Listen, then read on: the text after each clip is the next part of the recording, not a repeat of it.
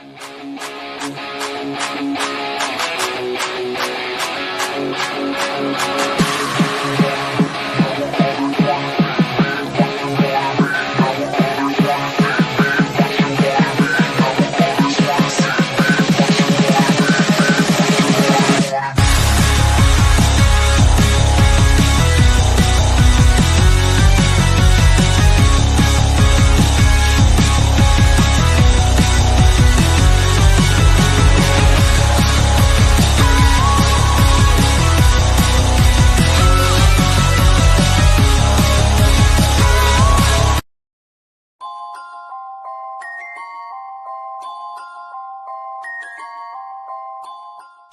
talk about playoffs. You kidding me? Not a game. We talking about practice. We thought they were, and we let them off the hook.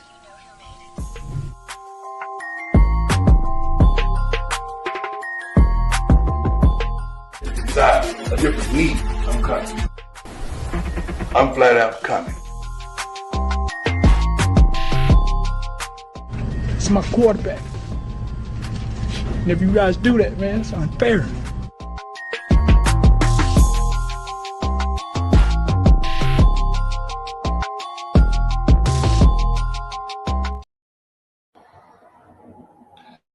National Streaming Sports is brought to you in part by BetUs.com, designed for true fans. NFL odds, Week 1 and futures, college football odds, including Heisman Trophy favorites and playoff odds, NBA odds of division winners and playoffs, Major League Baseball playoff and World Series odds, the National Hockey League Conference playoffs and Stanley Cup odds, and boxing wagers. Betting opportunities include versus the spreads and outright winners, also during the game. Use our link on our website, nessp.info, the Bet Us Opportunities webpage, for a 125% bonus on your first 3 deposits. Must be 21 years old, and remember, bet responsibly.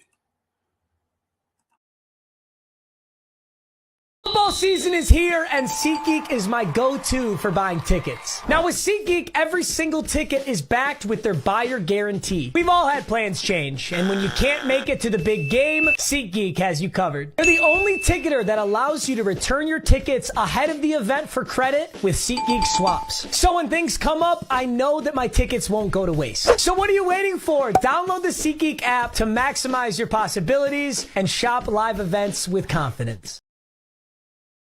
Hello, everyone, and welcome once again to another edition of the Sports Report Podcast. I'm your host, Mr. William D. Morgan. Man, it's good to be back in the saddle again. We got a lot to talk about this NFL weekend. We got some NBA to talk about, too. Go get into some Major League Baseball. But first, let me bring on one of the best co-hosts in the whole wide world. Let me bring my man, the man who's forgotten more baseball than I will ever know. Let me bring my man, Seven in. Seven, what's up? Man, you always give me the best intro. Thank you, sir. I appreciate that. All right. Let's go ahead and start bringing some other folks in.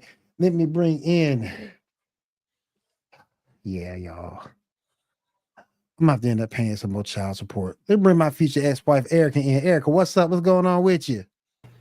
Not much. Dreading being a Atlanta Falcons fan right now. But hey, I'll take it. Oh, my gosh. Hey, you're going to be paying a lot more child support. She got them knees fixed. She's going to be on them a lot more for you soon. Oh, yeah. It was only one knee. She's going to be a lot more flexible now. Yeah, baby. All right. Let me go ahead and bring in our next person. Let me bring my man. He's with me on Saturday nights, the Geek Gauntlet podcast. Bring my man, Ando, in. Ando, what's up? How we doing, guys? What's up? Hi, Ando. Hello. All right. Now, let me go ahead and bring on this next person. He was the original cast of Player versus Team. We run man Kyle in. Oh, and he's also the Philadelphia hater, despite the fact he lives in Philadelphia. We run man Kyle in. What's up, man? Oh no, we're gonna change that. We changing that today. I officially hate the Ravens more than I hate the Eagles. Oh, I'm going to start off real quick, Kyle. I I really like the Mariners hat you're wearing, by the way. Thank you, sir. Yep. Damn. All right. And this next person, in my opinion, he's still the ex-overlord. He is the ex-overlord. Bring my man Ambrose in. Ambrose, what's up? How you doing, bro? I'm just trying to figure out which is worse, being a Falcons fan or being Ando. Damn. Being Ando's worse. Damn. Honestly, I was going to say being a fucking Falcons fan was worse, but okay, Ando. No, there's millions of you guys. There's only one of me, so. There's All only right, one I'm going of straight. Oh my God, he said it so sad. Now, if I had feelings, I'd feel bad for him right now. Don't feel bad, Ambrose. It's all good, man. Came in swinging. All right. All right, you guys. I am going straight for the gusto. We talked about it a little bit last night in our chat. I also was talking to Kyle and the rest of the crew about it as well. The Baltimore Ravens, and they were right there with Philly, right there. Justin Tucker missed every kick, it seemed like, in the game. He didn't, but it seemed like he missed every kick.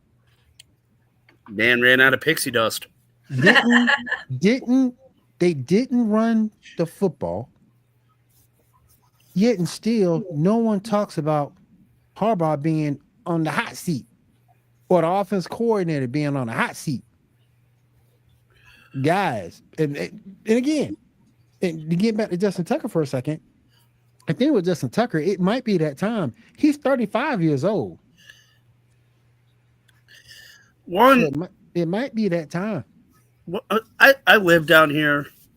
I've actually had the pleasure, even though I don't like the Ravens, I've had the pleasure working in the service industry of meeting Steve Bisciotti on numerous occasions. And he's not a typical owner. So if Harbaugh is on the hot seat, he's going to be on the hot seat privately. He's not the hothead owner that's going to put his coach on the hot seat publicly. That's never how the Ravens have really worked. They usually fire their coaches quietly, send them out without really making a big fuss about it. And that's how they've really always done it, whether you've been good or you've been bad. So whether Harbaugh's on the hot seat or not, we're not going to know until the last game of the season. Do I think he's on the hot seat? I think there's talk in that office about letting him go.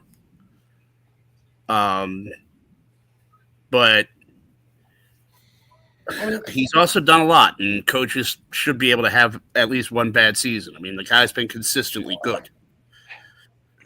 So, there's a lot to take into account there. I think it was Tony who said in the chat that Lamar Jackson is like Dak Prescott, but on a better team. And I think that's a very accurate description. I think it's less about the coaching and more about the quarterback you have to work with. I think it's a bunch of moving puzzles that goes into play, to be completely honest. There is, and I will go so far as to say, because of Dak being an actual quarterback versus a running back, I think Dak could go farther with this Ravens team as currently constructed than Lamar Jackson. Well, I think Lamar was like, no, because of his throwing ability, and we can't ignore the stats that Dak can put up. I'm not saying he does it consistently. I'm saying he can, and he does have a clutch gene that is quarterback oriented. Lamar Jackson's quarterback gene clutch gene is not quarterback oriented. And Lamar Jackson also has been romanticized because in his first couple of seasons, he had some luck going into the playoffs, and people, when you have that much luck early on as a quarterback, people tend to overlook the flaws you have, and you tend to be romanticized. And then when the real skill set comes out, it's a disappointment. But my thing is this: I don't know if it's so much as being romanticized or whatnot, because me and Kyle was talking about it last night. That play calling is atrocious. Oh, Todd Monken's horrible. Here's the thing with it though. 7, I shook my head. It's not the fact that I don't think Dak could do anything with the offense. It's the fact their offense itself is Lamar Jackson, Mark Andrews, and Derrick Henry. They have pedestrian wide receivers. Zay Sunflower Seeds. I gotta agree with Kyle on that. You said sunflower seeds. Zay Sunflower Seeds is not a number 1 receiver. They don't have a number 1 receiver. I like this. True. I will agree with the fact that they don't have a number 1 That receiver. has been a fundamental problem in Baltimore. Wait a minute, hold on. since they left Cleveland. So you're saying you don't think Deontay Johnson's number 1? No, absolutely not. That's been a huge problem in Baltimore since they left Cleveland. They've never gotten receivers to back the quarterback up. Closest thing they had to it was the last Super Bowl, and that was Anquan Bolden. Yeah. And they had Steve Smith on that team too, didn't they? Yeah, but he was much older. I would have argued and said Derek Mason, but that's me. Derek Mason isn't a number 1 though. He never was. Yeah. They've never gone. And when they go for the number 1, they get an old receiver that isn't a number 1 anymore. They've never, ever since they came into Baltimore in 1996, they've never given their quarterback any weapons. It's been defense, defense, defense. They're kind of like the Bears. I think they have weapons, but I think that Lamar Jackson's ability holds them back almost as much as Todd Monken's play calling holds them back, because he is a god-awful play caller. And the fact that he's going to get a shot at a head coaching job this offseason blows my fucking mind, because he shouldn't. Well, now we shouldn't be mad. Mark Davis, as we all know, has a severe learning disability, and when the Raiders sign him, I'm fully willing to take the flak on that. Hey, John, you there? Don't hold back. There he is. What's up, brother? Wait. Okay, there it is. What's up with it? Chilling, man. Chilling. We just talking about Baltimore and that Philly game. What's your thoughts, man? Like you said, I mean, y'all talked about it. We talked about it last night. First thing first, play calling sucks. Point blank, period. Every game they lose, the play calling is trash. Every game they win, whether it's a good team or a bad team, what they do. Run the ball. They run the goddamn ball. I mean, run first. Then Lamar Jackson can look like whomever in that pocket when Derrick Henry gets a head full of steam. I think it says a lot that like Joe Flacco could hobble out to that center in Indianapolis on his walker and drink his Metamucil and hop under center and win games with Indianapolis. And Baltimore is kind of like, we cut that guy for this.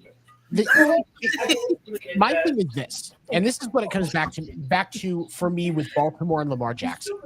Baltimore wins more. The Baltimore's win-loss chance is predicated on how often Lamar Jackson throws the ball, and because of the fact that it's less, the less he throws the ball, the more they have a chance to win. That is why I cannot believe that Lamar Jackson is an elite quarterback. He is mid at best. There is not an elite quarterback who is considered elite, whose team wins better when he runs when the ball gets handed off a run. That's a problem in the NFL in general, because there's not enough elite quarterbacks to cover every team. There's probably only 8 or 9 elite quarterbacks. And there is not supposed to be an elite quarterback for every team. Football is the one sport where I think that the expansion has severely impacted the talent pool, and you have a lot of teams with a really shallow talent pool. If every quarterback is elite, then none of the quarterbacks are elite. There has to be a difference. There has to be a balance. All right, let me rephrase what I said. The difference between now and like 1985 between an elite quarterback and a good quarterback is day and night. Yeah, okay. There is a very stark difference. There is a gap in talent there. I will agree with, yes. Because you've got guys that if there wasn't a need for quarterbacks, you got guys in the league that would have retired years ago, like Joe Flacco. Yeah. But the pool is dry. You need these guys around. Let me ask y'all a question too. Why it's on my mind? Why it's on my mind fresh? So now that it seems, and it's not all Lamar's fault. I don't think that he can't close. We just talked about the play calling, but Has Josh Allen taken the lead in MVP? I still think it's Saquon's to take. It should be Saquon's, but if you have to give it to a quarterback, then right now Yeah, it's going to be Josh Allen. Yeah, you already know how it's going to play out. It's going to play out. It'll play out to where it's if Josh Allen keeps playing the way he plays to finish the season, Josh Allen will be MVP. Saquon Barkley will be offensive player of the year. But I mean, Josh Allen is on fire right now. So. But we all know what happens to Josh Allen at the tail end of the season. And you know what? He manufactures interceptions. But maybe that won't happen this year. Like, yeah, but we he say thinks that in his every head, time. hey, I haven't thrown an interception in a while. I'll just throw it right at somebody. And to his credit, last night was a perfect opportunity for him, or yesterday, because it was a snow game. It was last night, wasn't it? Yeah, it was last night. I watched last it. night. He did have prime opportunity to mess some stuff up, but he looked clean last night. Respective, like honestly, Josh Allen is in prime form. But I mean, Josh Allen, I'm not saying he's a bad quarterback, but I think Josh Allen, I look at him the way I look at Tony Romo. It's like if you look at their stats, if you look at their stats on paper, yeah, like that's an awesome elite quarterback. But they fuck up at the most inopportune times. Or is it that the competition that they're playing is that much better? Because Josh Allen, let's be real. Josh Allen, if it wasn't for Patrick Mahomes in that 13 seconds, any other team that Josh Allen was playing, they would have beaten.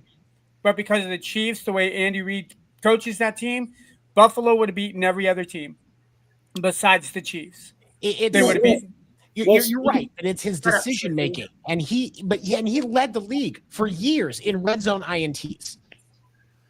And is he an above? Does he have supreme talent? Absolutely. But he throws. His issue has been in the past. Now this year he has been amazing at it. I think he's one of the lowest interception rates in the league right now. Yeah. To his credit, he has done really well so far this season. But in years past, he has been able to do that. No, he's no Kirk Cousins, but I mean, I was getting ready to say he had to have gone and like touched Kirk Cousins because he had 4 yesterday. Like I think Allen has 4 or 5 interceptions. I think the only quarterbacks that have less than Josh Allen, if I remember correctly, I know Justin Herbert only has like 2 or 3 interceptions. Yeah, and then maybe Burrow, because I know Burrow threw like his 5th or 6th yesterday. That's fair. I think you're probably right in the money on that. Yeah. I feel bad for Burrow, man. I do too. I'm about to say that. I feel sorry for him too. Yeah, because now you got to wear that ugly ass uniform, and your team sucks. Uniforms are fire. He's got to play a near perfect game for them to win. And even when he plays a perfect game, he still lost. The defense it's the defense. Dude, the perfect example is he played 2 perfect games against Baltimore, and he lost them both. I mean, it's got to hurt your ego to walk out on the field looking like Siegfried and Roy just threw up all over you, and then you can't even put a winning team together. So it is okay. So I think we've kind of talked about this in the regular group chat a little bit. So I know John and Kyle, you may not have been in on this. So I want to kick this to you guys first. Would you guys blame Joe Burrow if he came out tomorrow morning and said, "I won out after the season"? Did you guys see anybody? With the amount of time you have to actually make an impact and win a Super Bowl, as a fan, I'd hate it, but you'd have to understand. Why would you hate it as a fan?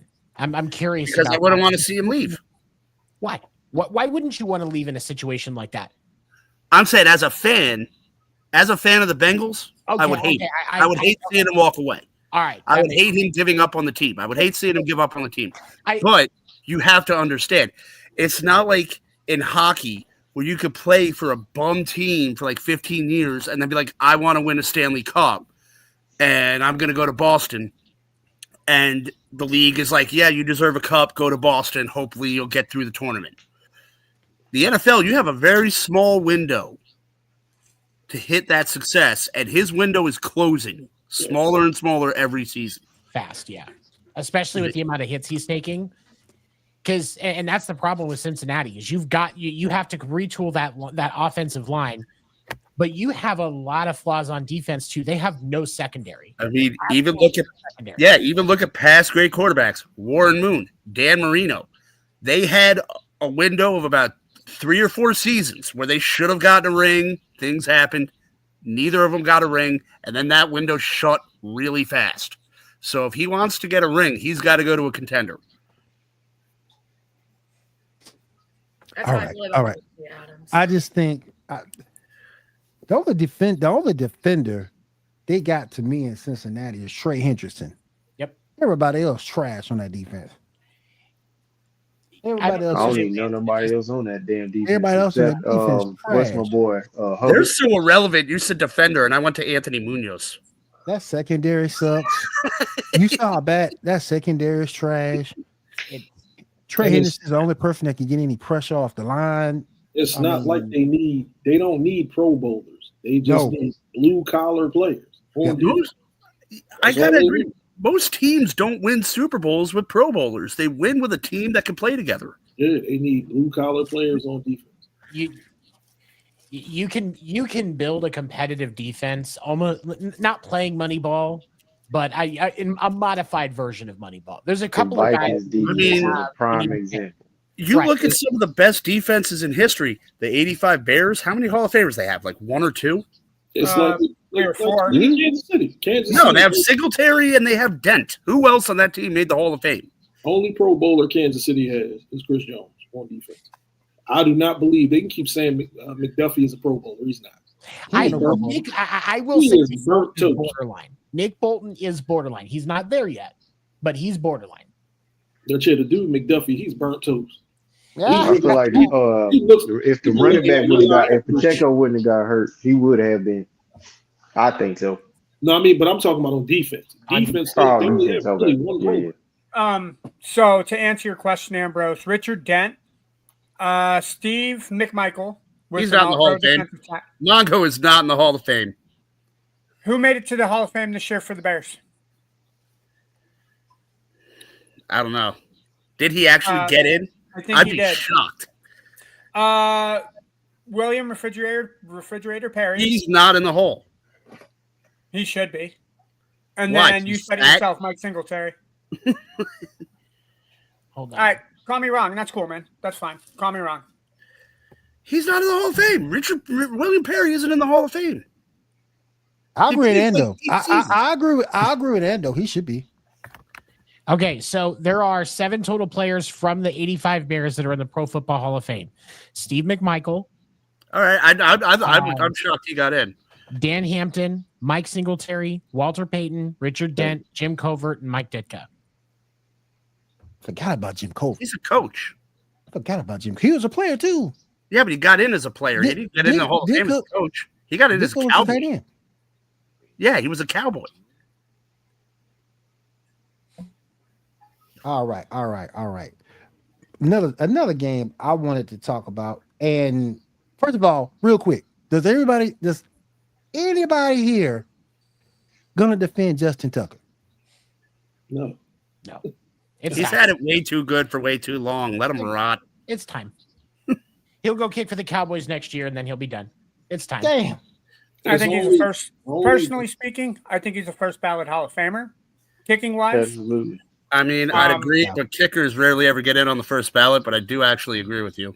But they rarely ever get in on the first ballot. He's one of the few that should, I think. Adam Vinatieri. Adam Vinatieri, I That's think. the only other person that came to Adam mind. Vinatieri will get on it because it's his first year this year. I think he'll be on it.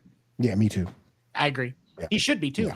Yeah, but Justin Tucker, he ain't it.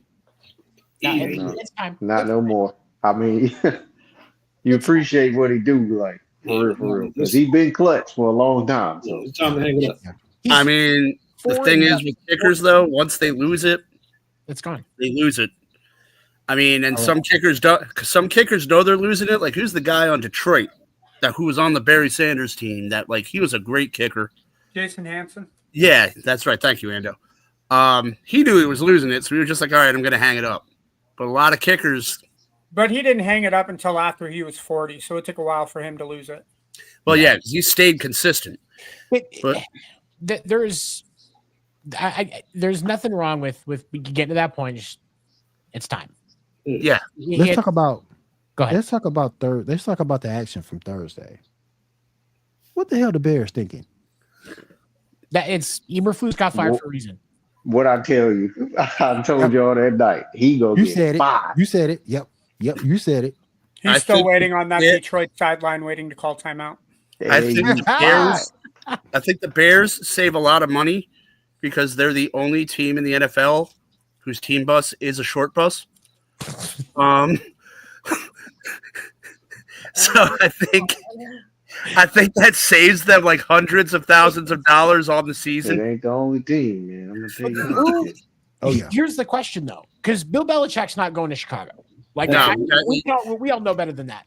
I talked to you about that earlier. You're not going to get a coach worth his salt to go work for the McCaskies. It's not going to happen. Yeah, man, he getting some twat from a 24-year-old. He ain't coming back to coach. Yeah, is this where Cliff Kingsbury gets his second chance? No. Yeah. I got to agree with John. If Bill Belichick signs with the Bears, that 24-year-old will be like, ew, the Bears? You couldn't have at least gone to a good team? Yeah, he's not right. All right, guys. All right, guys. Let me move on over. Cowboys beat the Giants. This game was straight trash. It's about time the Cowboys did something. Why are we starting a fight club with Down syndrome kids? That's my question. Damn. Oh man. He beat me to a good joke. Damn, man. That's fucked up. This game was trash. I mean, the Cowboys beat the Giants, but I mean, I think the Giants beat the Giants. They did in a lot of the ways. Giants definitely beat themselves. Definitely. But that's how the Giants lose every game. I mean, I'm pretty sure they just drafted Tommy DeVito because that's the most Jersey name you could think of, and they play in Jersey. So you probably have like the whole like 5 people still in the stands, like, oh, Tommy DeVito, good kid. Oh, Paisan.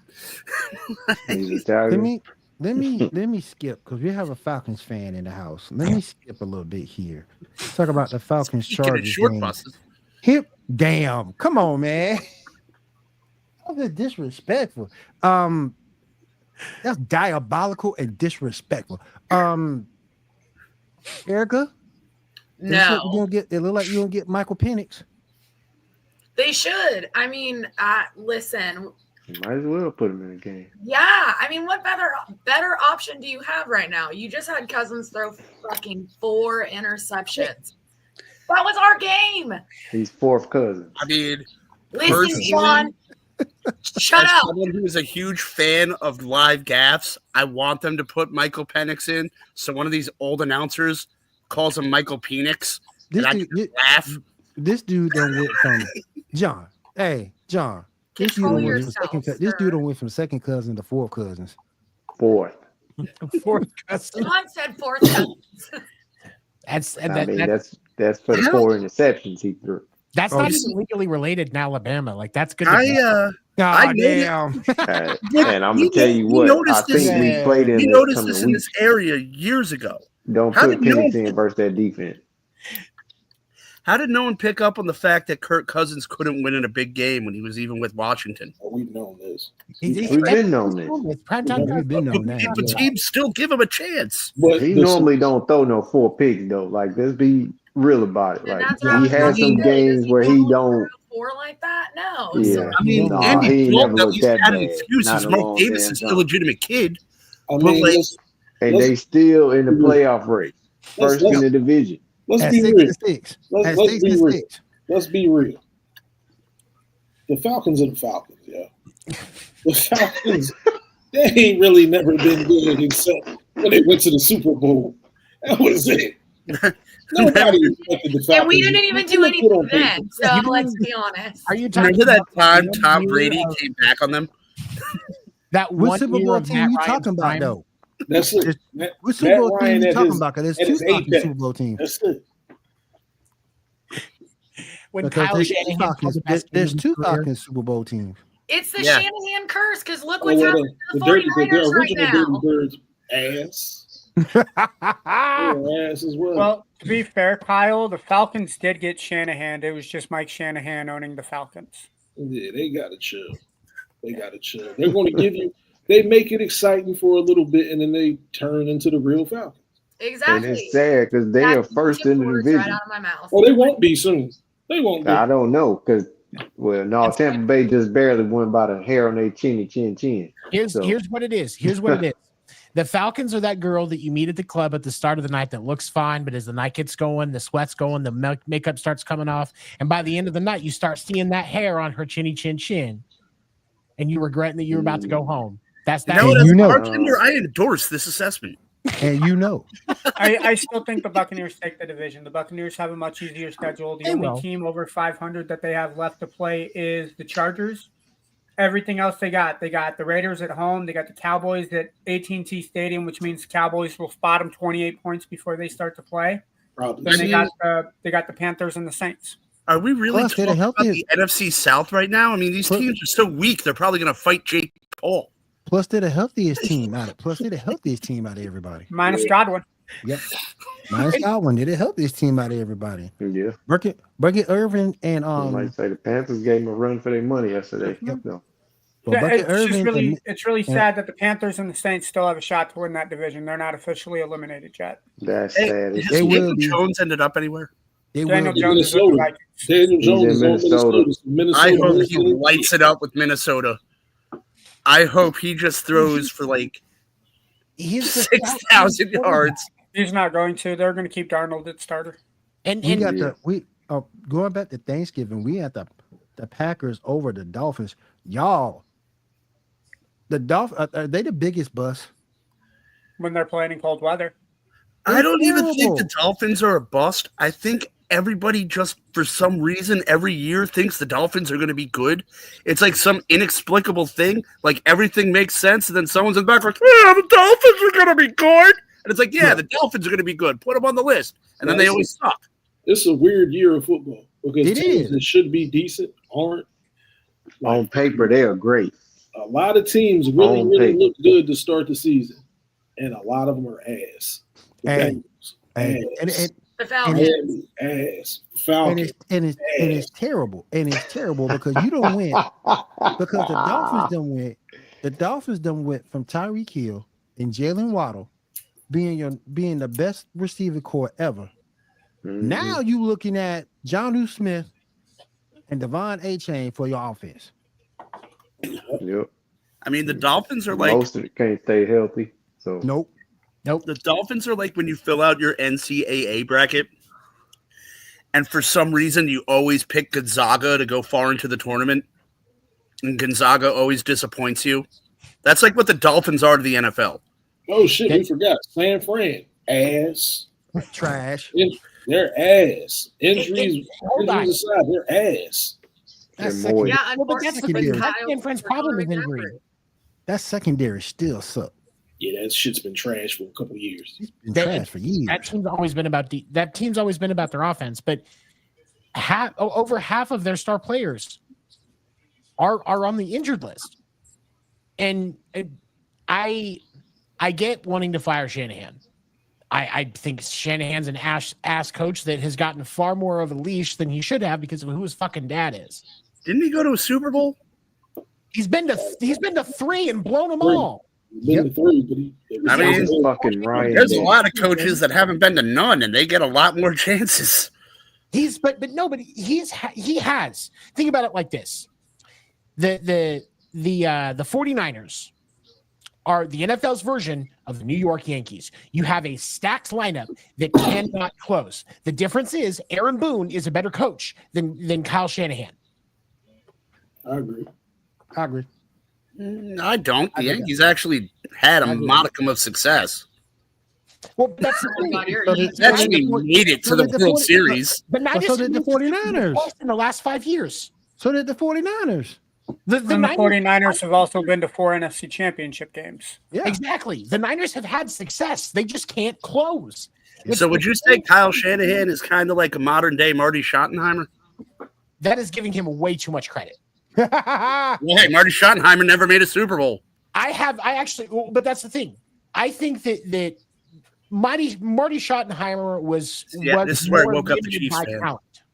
Marty Schottenheimer was more limited by talent than either Kyle Shanahan or Aaron Boone have Limited been. by talent. He had Bernie Kosar and Joe Montana.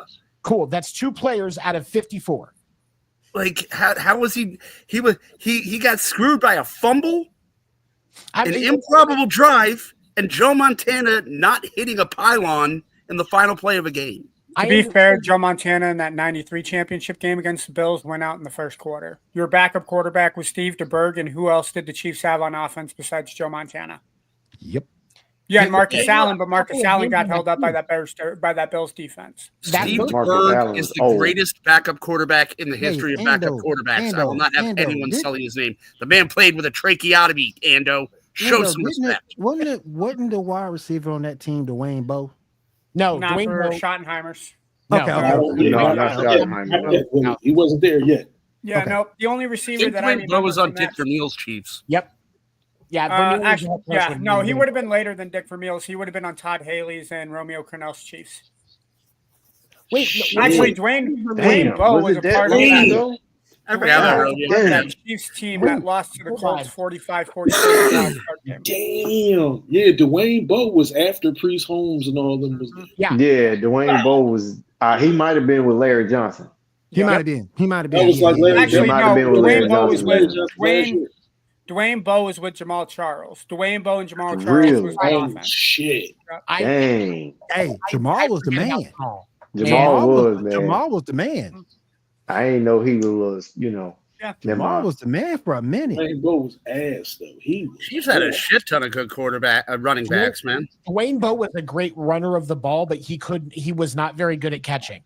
He could not do shit in pressure. He was the old school version of Deebo Samuel. Yep. Who was the guy that the Chiefs bought in? I forgot his name. Way back in the day. He came from Africa. And he couldn't and they had to put arrows on the field to show which way to run. Christian Okoye. That guy was Nigerian Nightmare. Yeah. Hell of a nice guy. I've met him before. Amazingly nice guy. Seriously good guy. Good ambassador for the Chiefs organization. Him and Nick Lowry. Nick Lowry, I remember him because he was a Jet. Wait a minute. Hold on, Seven. Hold on. You left off a name. Seven. Dan Sorensen. Fuck Dan Sorensen. You guys.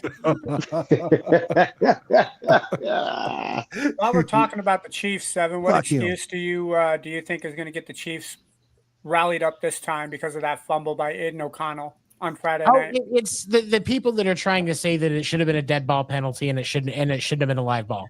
No, it was a live ball penalty because they were still trying to get set and snapped the ball. Mm-hmm. The play clock was dead. They snapped the ball. It was a live ball penalty. It's I don't know how fucking clear you have to be. You wonder. I'm getting really tired of people. The refs are there for a reason. Good call, bad call. The call was made. Teams lose. Get over it. And I'm saying this as a Raiders fan. Get over it. The call was made. We've had hundreds of years of bad calls. Sometimes they go your way. Sometimes they don't. Shut up. Move on. Aiden O'Connell took responsibility for what happened. To his credit, he put out a statement. It was Friday night. Saturday he put it out. Friday night, Saturday. He put out a statement, and he said that it was his fault that he gave the signal before they were set. Yep. It's to the Raiders' credit. That was the best fucking defensive stand I've seen this season against the Chiefs outside of what the Broncos did. Yep. And I love that's why I love to. And also, like, people are gonna bitch about a throwaway game. It's not like it cost the Raiders a playoff spot. Actually, the Raiders are officially eliminated from playoff contention. Yeah, well, they should have been. They were like 2-8. I don't think anyone had pie in the sky dreams about this team this year. There's something else that's on my mind that we got to talk about. And Kyle, I'm going to go to you first. That hit on Trevor Lawrence was diabolical. That was dirty. That was diabolical. I didn't see it. Is there a way you can pull it up? That was more diabolical than that 37U game. That hit was gross. That was so difficult. So what Aziz Al-Shaair said. Holy crap! I typed in P and I got Trevor Lawrence hit. Yeah. So Aziz Al-Shaair said after the game, and this is after the fact, that he plays with no malintent, that he wants to play with the veracity of the game. When he hit Trevor, he didn't think it was an illegal hit. He then went on to say he's sorry and only got fined $11,000. He's been playing in. My thing is, it's one thing when you do it, and it's not malicious. You hit him with the brace on your arm when you saw him sliding. Yep. You could have, and he was 5-6 yards away. He could have let up. He launched at the same time. Now, I do agree that the arm thing was out of line. That should not have happened, and I will not defend that. But it was more of a bang bang play than I think people are giving credit for. I think where the line is for me is the arm. Like if he hadn't put the arm out, I wouldn't have. I would be defending him completely. I just watched it. I just watched it and I agree. I don't think there's anything actually malicious about the hit. The follow up with the arm. I mean, you could chalk it up to being heat of the moment. Adrenaline's rushing. You're gonna want to stay primal, but it's not a good optic. It kind of reminds me of who's the guy that he was a Raider and he was a Bengal. I think he's banned from the league because he did that. Vontae Burfict. It's Vontae Burfict. Yeah. The guy, and I think he had to actually. I think this guy probably had to actually cart that apology out so he doesn't end up like Vontae's Burfict. Vontaze Burfict is the reason that Antonio Brown has CTE. Yep. That was the first time we can pinpoint when Antonio Brown got CTE. Yep. All that crack he smoked afterwards probably didn't help. It didn't. But that part doesn't count. No, it don't count.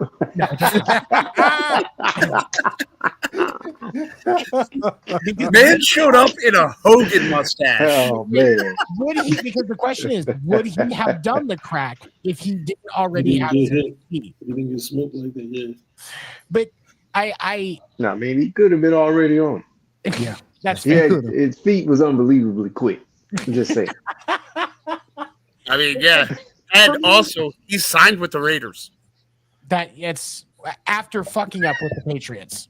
Ain't nobody else want to get No. He fucked up with the Patriots after the Raiders. Fucked up with the Patriots after the Raiders. That was after. Okay, my bad. Yeah, because the Raiders were like, "This guy is nuts," and then the Patriots were like, "Wow, the Raiders cut this guy. He must be a real asshole. Let's sign him." That to everybody.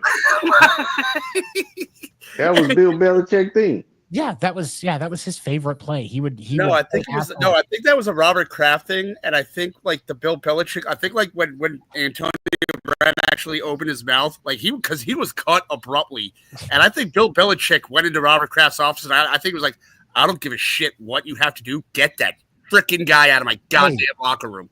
Hey, real quick, because I do want to touch on this too, and it was a closer game than I thought it was. The Vikings over the Cardinals, 23-22. Bruh. Kyler Murray. I told you we play too much. We play too much. We always stoop to the level or rise to the level of our opponent. So every time. I'm gonna say this with respect. I'm gonna be nice. I'm gonna be real nice. They have looked very competent all season. The Vikings. We're winning. I will say this every year, when they play the Eagles, they look like dog shit. If they have to play the Eagles in the playoffs, they're going home. They cannot go score for score against a team with defense because their defense is efficient, but it's not good. Minnesota's defense isn't that great. Anytime Arizona can do what they did yesterday. Arizona.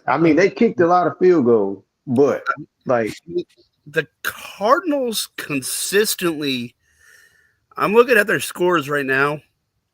They only have 2, maybe 3 games where you can say they've really been blown out. They keep it close. They have the markings of a good team, but they're just not there.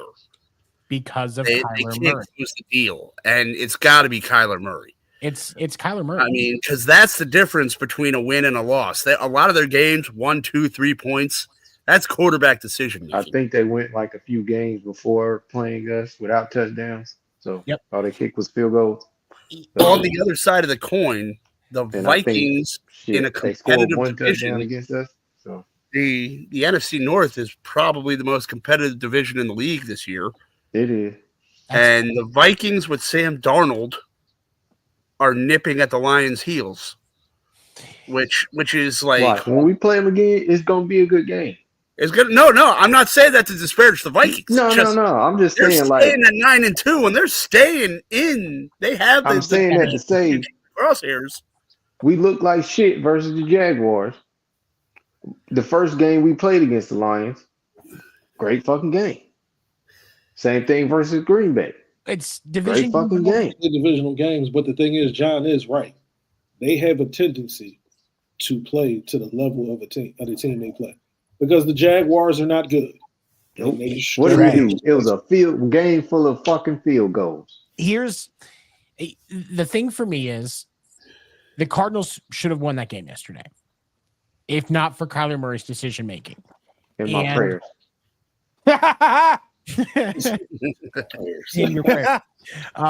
He said my prayers. Hey, you know what? God answers prayers, man. So you know what? It's possible. And I stopped watching the game so they wouldn't give me a fucking heart attack. I mean, I think They if the fucking Vikings do it ever every want to win a time, Super bro. Bowl, they For got to real. take the roof off their stadium. They got to use that cold to the advantage.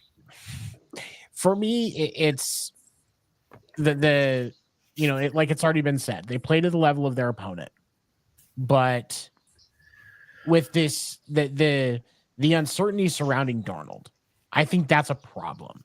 They need to shit or get off the pot with it, because I do believe that if you put more belief behind Darnold, that will put him into a direction where he moves a little better. Because with the fact that there is still apparently a question mark around this situation, you leave a question mark in his mind. If I lose, 10-2 in pretty much any other division but the NFC or but the AFC West, and you're at the top, and the AFC North because of the Bills, but like in most other divisions, you're winning that division. Why is Sam Darnold not getting the support and belief from the organization? Because I think it would make a difference. This is because his reputation. Because there's too much of an emphasis put on you need to be an elite quarterback. Zoe, don't do that. Yeah. We're not bringing him out today. Sorry, guys. That's why he's so sad. Okay. There's unless you guys want the dragon to be the main thing on the screen, in which case I can sideline myself and he can be on. So no, you're depressing me, man. But I think with there's not enough emphasis on the quarterback that does the job. You need to have an elite quarterback for your team to have your back. Because I'm looking at Sam Darnold right now. And back in the day, he'd be champion. He'd be like a Rich Gannon. He'd be like a guy. Oh, the guy's not a Hall of Famer, but he's getting the team where they need to be. And I know one thing. And marketing doesn't have room for guys like that anymore. I know one thing. He playing better than Jalen Hurts right now. Wait, did you realize Aaron Jones has 17 fumbles in 12 games? What the fuck is his problem? 17 fumbles. I know he's fumbled in 3 straight games. They said he had 7. Yesterday he came up, he had 17. 17 fumbles. You average 1 fumble a game, and the season ain't over yet. Coach took him out the game. He put Todd Chandler in the game and gave him the ball 3 times in a row. That's crazy. I said, God damn. No wonder they went and got Cam Akers. It's definitely Sam Darnold's track record. I think his stint starting off with the Jets soured everybody to it.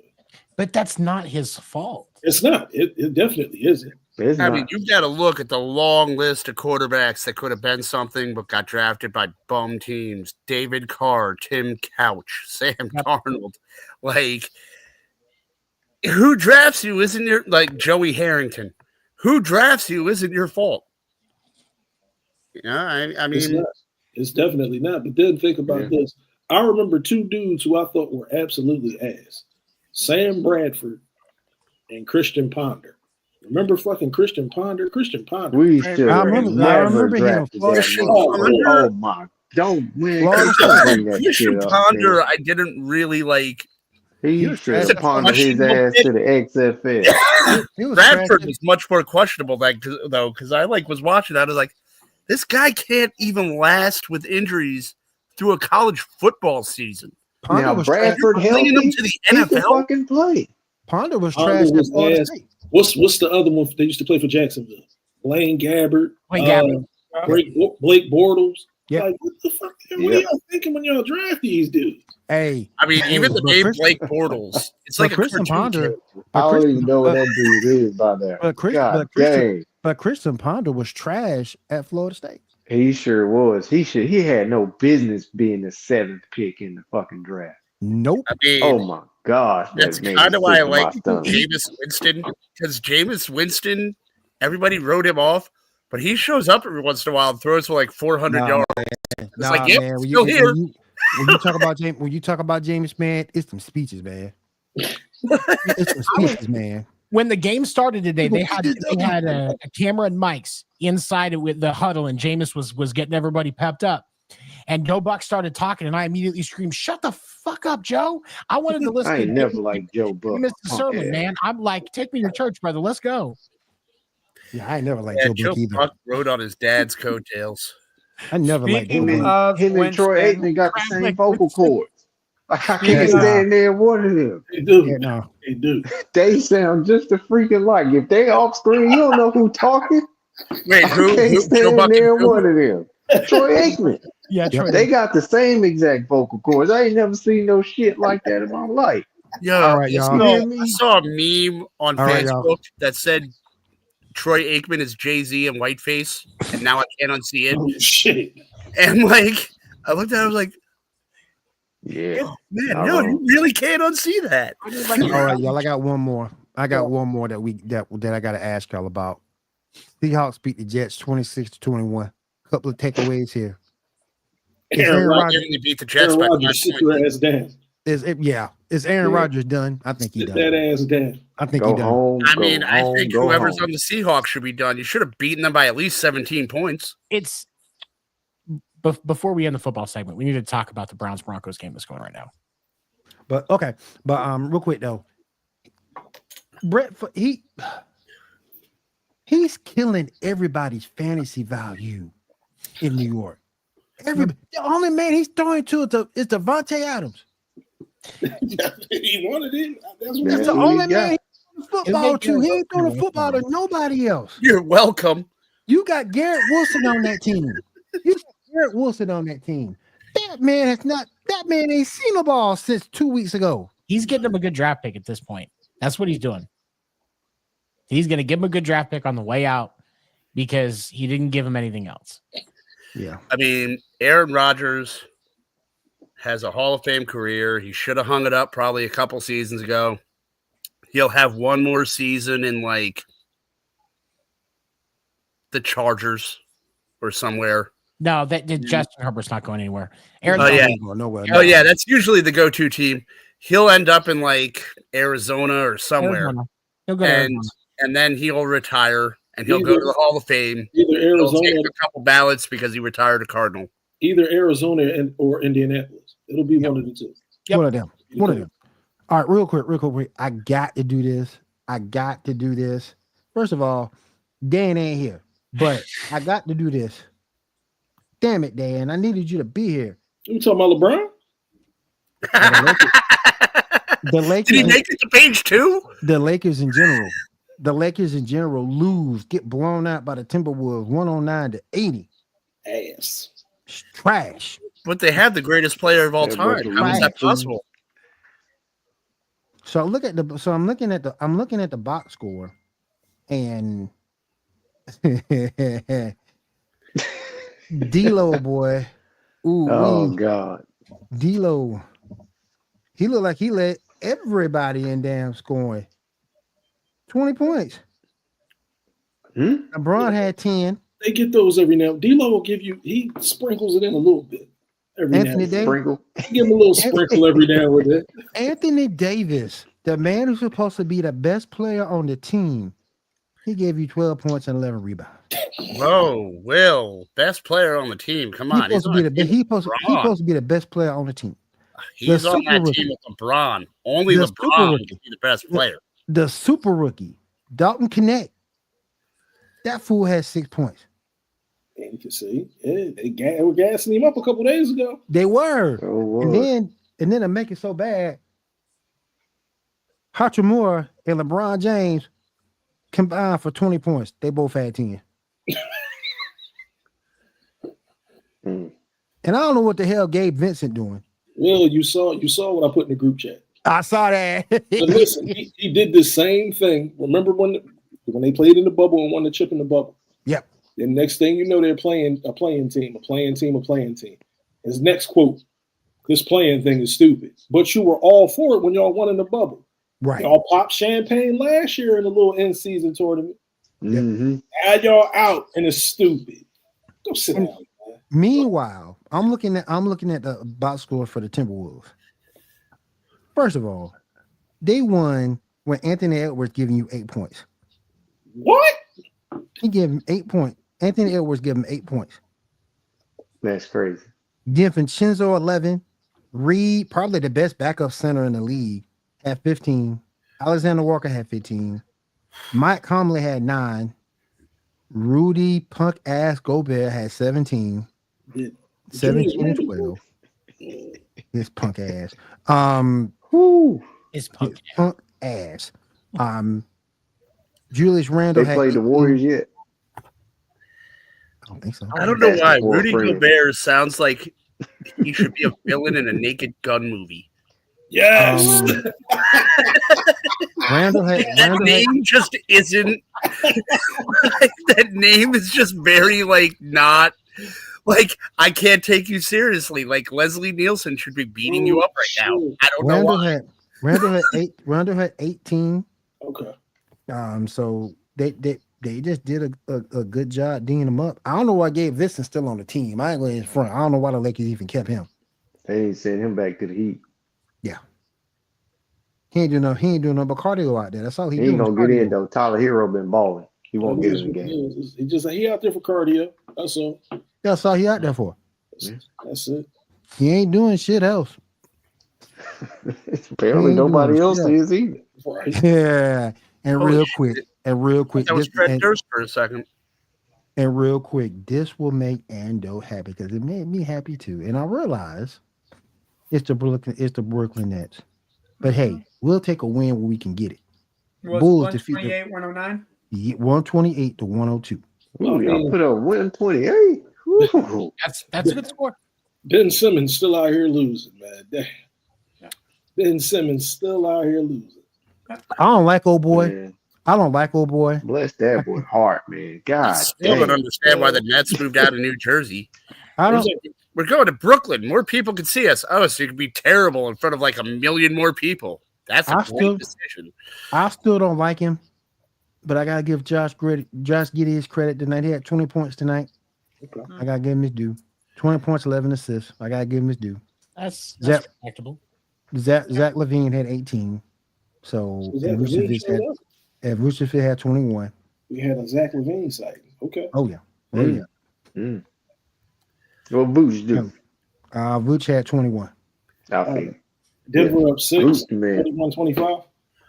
And Lonzo came back tonight. He had 5 points. Okay, that's something. I mean, it's something. So, yeah. I listen. I'll take a win wherever we can get it. Wherever. How about them Rockets? Yeah. Oh, they still have a team. How about them Knicks? Damn, 7. Jalen Green beat the best team. Jalen Green playing well. Yesterday. You saw Jalen Green put 41 on the Sixers last week. Yeah, Jalen Green playing well. 41. Hey, I got Jalen Green and Sengun on my fantasy team. I got Jalen Green. Yeah, I got Sengun too because he balled every game. They playing good. They're playing some good basketball right now. I thought All the right. Rockets got relegated to who? They're the team that has to travel around and play the Harlem Globetrotters. Oh shit! Damn. Not yet. Not yet. Talking about the Hornets? That's going to be the Wizards. Come out the hard. That's not the That's Wizards. going to be the Hey, Wizards. Oh, the hey, winless Wizards. hey, real quick. I gotta give it up. The other night, Jordan Poole got down. Yeah, they still lost, but he got down the other night. No. Okay. Yeah, 31. Okay. Okay, Yeah, Russell 31. Westbrook. All right.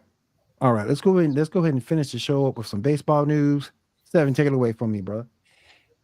You know, it's not really a lot going on in the baseball world right now. It's the 1 month of the off season where nothing's happening because everybody's still in Tijuana, recovering from the baseball season, and winter meetings are getting ready to start down in Phoenix probably next week, or later on this week or next week.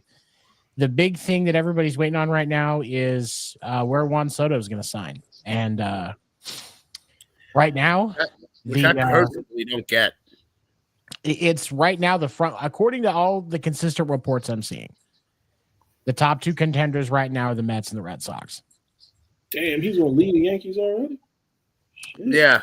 Well, he wants Shohei Ohtani money. I mean, to be honest, the Yankees aren't going to give him that.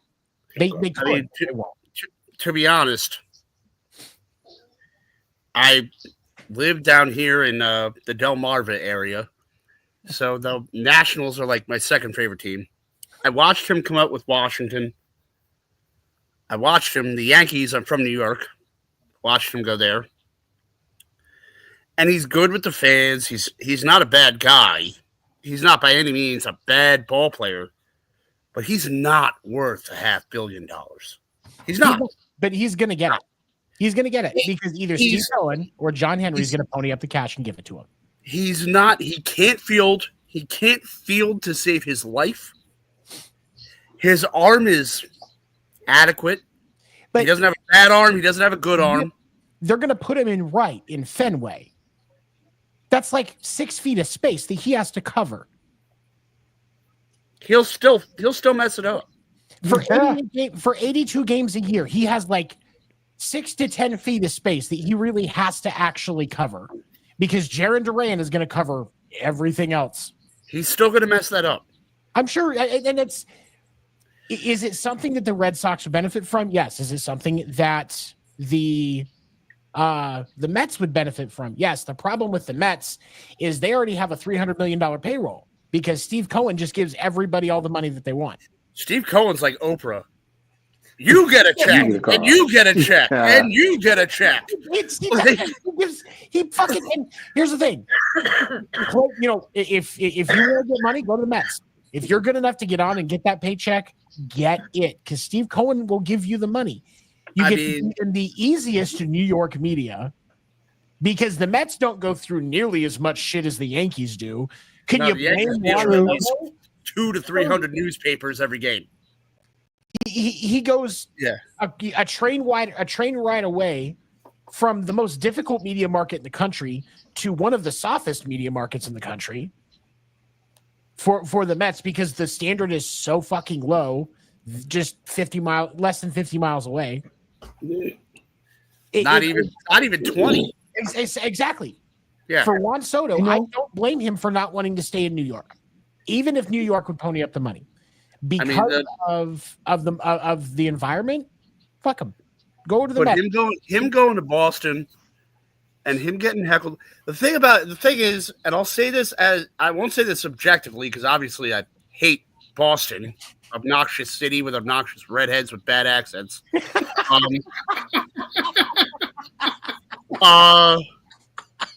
But that aside, you're going to spend $500 million on this guy. You're the Red Sox. You could get a whole lineup for that can win you a World Series.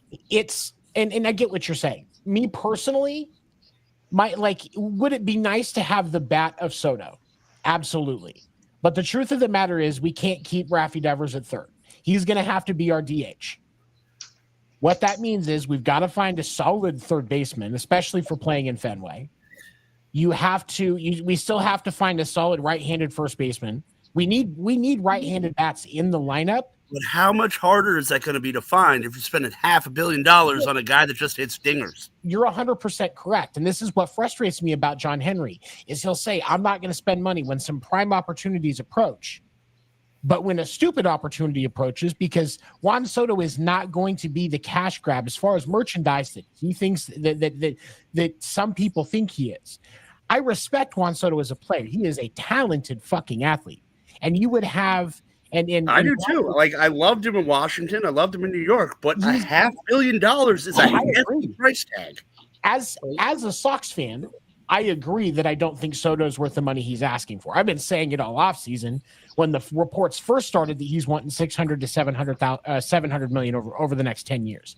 Because I think behind the scenes on the front page, the Yankees are like Willy Wonka. They're like, "Oh no, stop, don't leave." But I think behind the scenes, they're like, "Okay, when this guy gets out of here, we're gonna get a pitching staff. Exactly.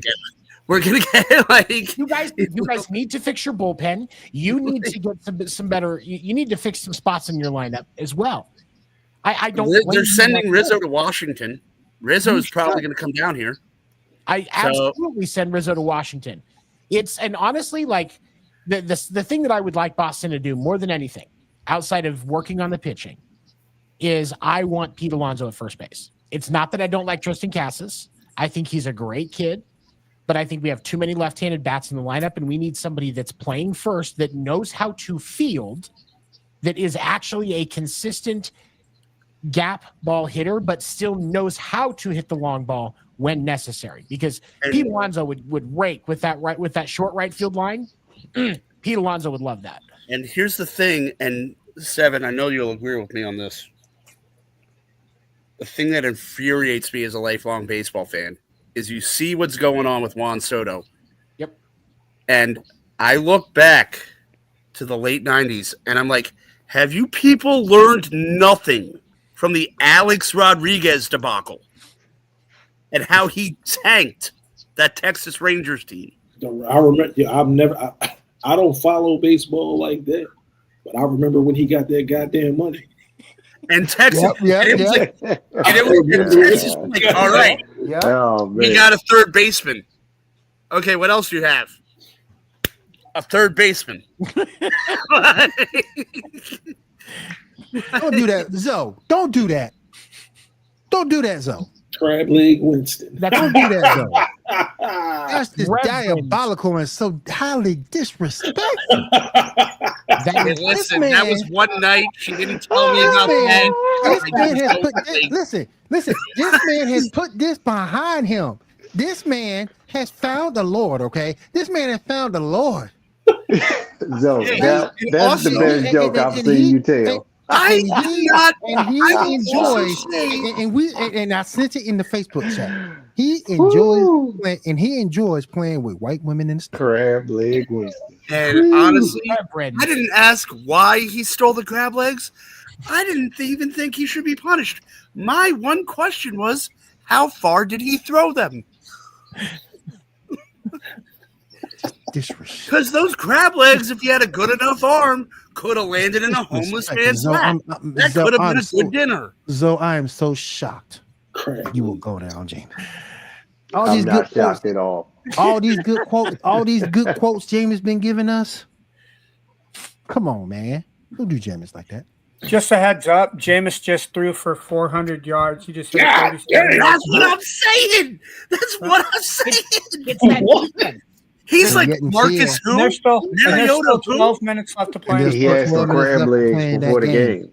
He said, "Oh, where's Marcus Mariota right now? Now throw 400 yards." Listen. Jameis got that. Jameis got that LASIK. That's it. He's Jameis Winston. I've said multiple times, even in the 30-30 year, he's a remarkable quarterback. Do you know how good of a quarterback you have to be to throw 30 touchdowns in a season while throwing 30 interceptions? He's a young, I just lost that quarterback's name. Joe Flacco. He's a young Joe Flacco. That's exactly what the fuck he is. He's 27 of 44 for 410 yards, 3 touchdowns, and 1 interception. Update that. 424. He just hit a 14-yard pass. Damn. Hey. And let me tell you, He's got weapons on that team. But Jerry Judy's no joke. It's not going to matter because that defense is fucking dog water. Now, yeah. You got to build up around horrible defense.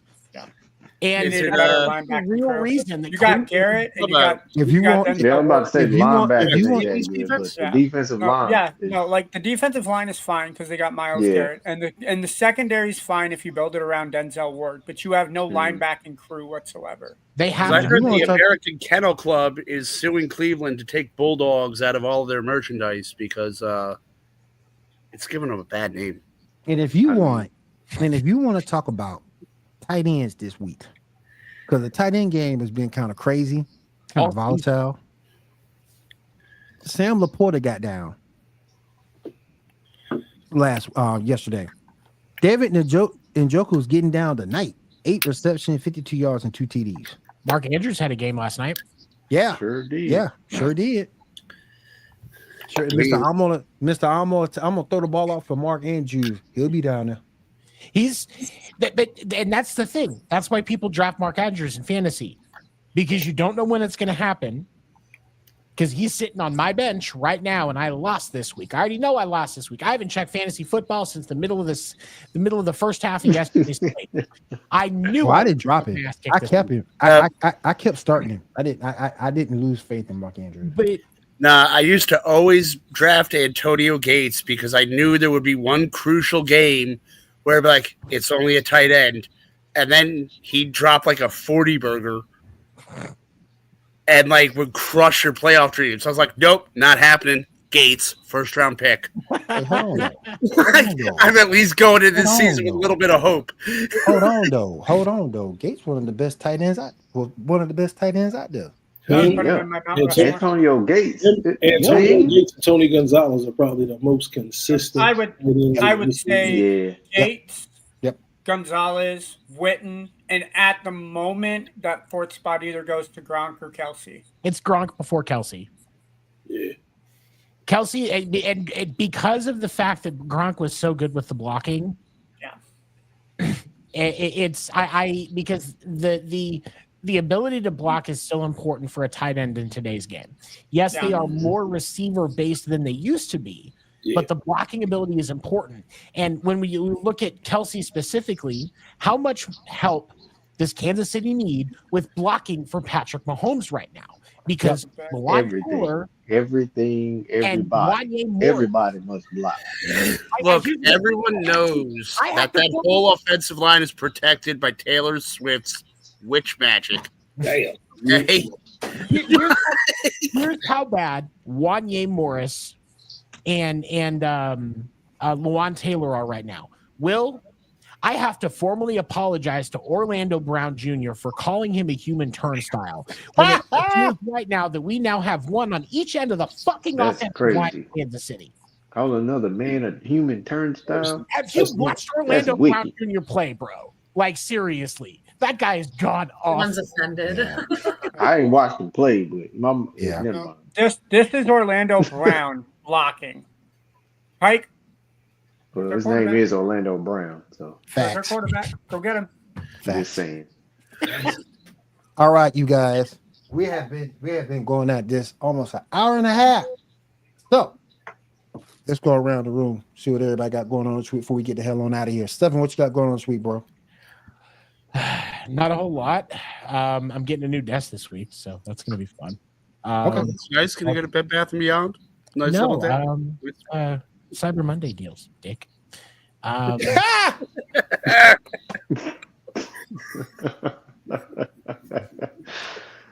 was thinking about buying you a Max Crosby jersey for Christmas, but now you're getting a Chris Jones jersey, you asshole. Hey, let me go down. Let me go down to the one who's gonna beat me up for all the child support. Erica, what you got going on this week? Just finishing up recovery. There we go.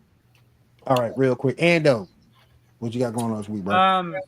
Excited for the championship series coming up this weekend for college football. That will solidify the playoff brackets. Hey, on that note, fuck Bama because they somehow still got into that shit. They're not officially. Not officially yet. They So will. Maybe because they knew how not to trespass on other people's lawns. Oh my God. You do realize that was a home fucking game in Norman, which is where I live, right? Wow, that's great. You got penalized. You got penalized for trespassing on your own lawn. Good job. And I didn't even go on the field either because I had a fucked knee. So in all reality, while we're talking about fucked fields and fucking knees, Jameis just gave it to Nick Chubb 5 yard, or no, it was a 5 yard pass from Winston to Chubb. Winston now has 4 touchdowns on the day. Damn. 440 yards. Technically has 5 because he threw a 71-yard interception return. But yeah, Cleveland is up 32-31. That's the motherfucker most doing to that motherfucker doing to the other I've team. ever seen. Really quick, That motherfucker doing to the other team. Damn. I've got a quick stat line for you that explains how bad the Cleveland Browns defense is right now. Okay, the Cleveland Browns are only winning their game by 1 point. 32-31, 8:57 less than the fourth. Bo Nix is 14 for 30 with 250 passing yards. He has 1 touchdown and 2 interceptions. Bo Nix is playing back because, he's actually really come up this year. Talented young quarterback. He's going to do good things in Denver. He or Jaden will win Rookie of the Year this year. Hey, y'all. Hey. Hold on now, Ando. Don't be disrespecting Brock Bowers. No. It's Jaden Daniels. No. Because Brock Bowers needs a quarterback. It's Jaden Daniels. Jaden Daniels, by far. If they can give an award, They're another team that's just like the Bengals. Their defense is freaking awful. Mm-hmm. I know you say, hey, they play bad versus good teams. Their defense can't stop a goddamn cold. Their defense. I will have you know that they picked off Mayo Boy twice this week, so I beg to differ. They have a defense. If they could play Mayo Boy every week. That Mayo went bad, yo. Yeah. All right. I'm sorry. I just don't like Will Levis. Levis is horrible. He's awful. Trash. All right, real quick. Ambrose, what you got going on this week, bro? Well, my life is just one series of misadventures to another. I'm going to be rooting for Notre Dame to hit the playoffs this week. I hope they pull it out. I mean, I think they at least know how to celebrate a victory without getting fined. So gonna hope they win that out. And I'd like to see Army football get a meaningful bowl game. I have a quick piece of breaking news, guys. Did Oklahoma admit it's a part of Texas? No. Okay. MLB Commissioner Robert Manfred has introduced the golden at-bat rule, allowing teams one strategic opportunity per game to send their top hitter to the plate, regardless of the batting order. Don't you say? All right. One, we haven't said it, and now is an appropriate time. 1, 2, fuck Rob Manfred, that piece of shit. Fuck him. God damn. Because now someone's going to sign Juan Soto and just be like, this useless piece of shit can use it at bat. Let's just put him up now. Yep. All right. Hey, Tony, congratulations on Juan Soto. I'm just going to say it now. God damn it. I hate baseball now. Fucking Rob Manfred. Bring back Chief Wahoo and get rid of Rob Manfred. Why? I don't understand why you would do that. I do. Get rid of Rob Manfred because he's the most awful person in the history of people. That's God damn. He next to Adolf Hitler? Damn. Well, no, there's war awful and human rights awful. Yeah, he's the most awful. But sports awful, Rob Manfred is the worst guy ever. I love watching the Savannah Bananas. Rob Manfred and Darth Vader. God damn. Darth Vader had some redeeming quality. He at least killed the Emperor in the end.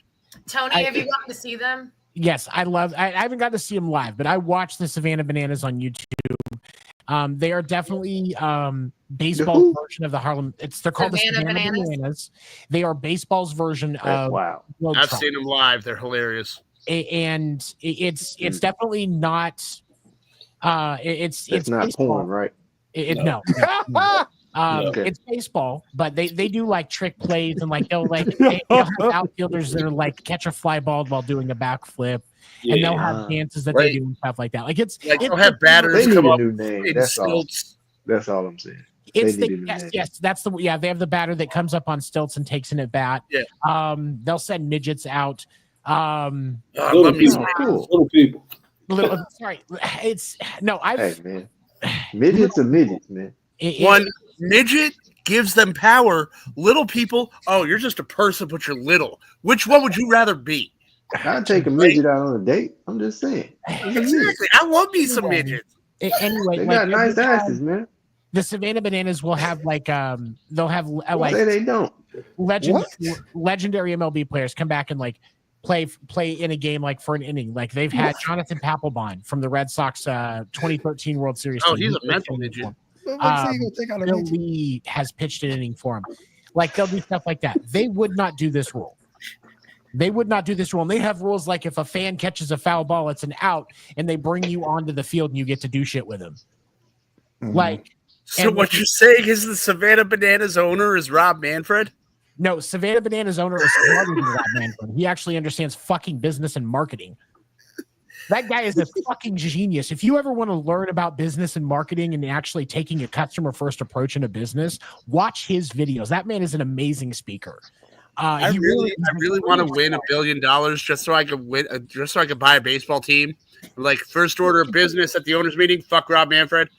Okay, let's get down to business, guys. It's all right. Real quick, go ahead and finish your thought, Seven. Well, no, I was going to say is like we're talking about the guy that owns the Savannah Bananas. He has built a 6-team league doing a Harlem Globetrotters of baseball type scenario that travels the country. They sell out stadiums instantly. They have to have complete security on their tickets to keep it from blowing up like Taylor Swift tickets do on the secondhand market. Who built that? I've actually seen them in person. It's a great show. It is an extremely entertaining show. And he would not do that rule. That's how fucking stupid this rule is. That's how stupid this rule is. All right, John, what you got going on this week, bro? Spending too much money. Exactly. Shit. Yo, if I send you a couple bucks, can you beat up Rob Manfred? No, I'll send somebody else to do that. Okay. That way the money stays clean. It's fine. Okay. Poison his bologna sandwich or something. All right. I'm gonna finish it. With Kyle. Kyle, what you got going on, man? Trying to decide if I'm going to get a Christmas tree or not. Other than that, I'm gonna start campaigning for Saquon to get MVP. I second that motion. I third it. The MVP is not a QB award. It's called the MVP. Yeah, so just saying. By definition, Saquon is the MVP right now. Yeah, because if we're basing it off of what he's doing this year, even looking at last year, it was an argument that Christian McCaffrey could have been MVP. Yeah. Mm-hmm. All right, seriously, I can't let this go. A golden batter? Billy Martin is spinning around in his goddamn grave right now. Like, oh God. All right, you guys. Let's go ahead and get on out of here for tonight. I want to thank everybody for coming through. Northeast Streaming Sports, thank you for having us. We do appreciate it. And we'll catch you guys again next week right here on the Sports Report Podcast, Mondays at 10 p.m. Eastern. Have a good night, everybody.